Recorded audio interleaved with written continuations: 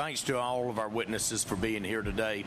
I also want to thank David Bergman especially for hosting us here at NACO.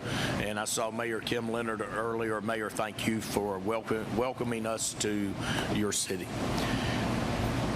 Georgia is a special place, and this community is a special community within a great state.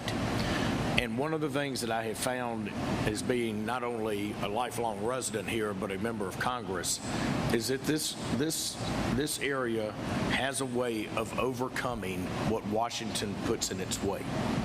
We've seen time and time again policies that come from D.C. that impact our small business community, impact our agriculture community, impact our manufacturing facilities, and they hurt Georgians. One of the things that I hope that will happen today is that we will hear very candid testimony from the impacts on your businesses and your employees' lives and what the future holds for you with the policies that have been passed.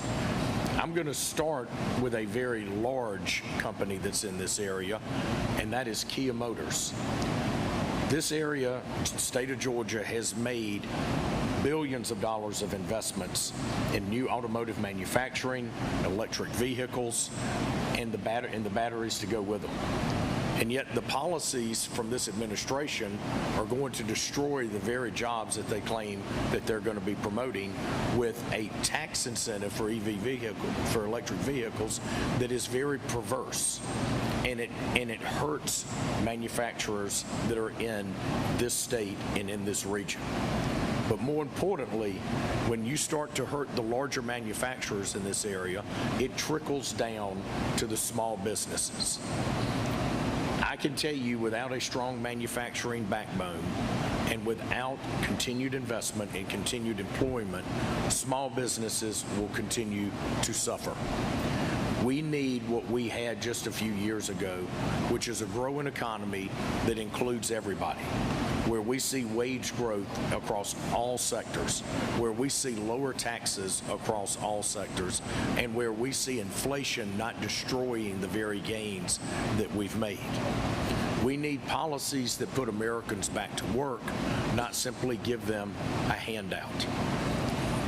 Small businesses cannot compete with the federal government for jobs. These are small businesses in rural communities that are providing jobs and investment that our communities so desperately need. I'll say it again. When we see policies that come out of Washington, D.C. that gut manufacturing in an area, it creates a trickle-down effect where we lose the continuity of our communities. We see generations of workers leave. We see capital investment go away. And in many cases in rural areas, we see nothing but desperation instead of hope. Again, I'm proud to represent an area that's found a way to overcome Washington, D.C. And I'm proud to represent small businesses and innovators that find a way to put people to work despite the headwinds. But that can only last so long.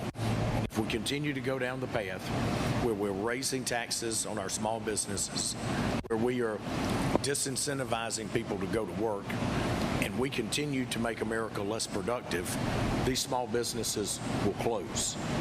So we're here to hear from you about what is happening in your daily lives as an employer, and we want to know what the future looks like if we don't correct course. This is an amazing state again. It's an amazing community. Thank you for your willingness to be here. Mr. Chairman, I yield back.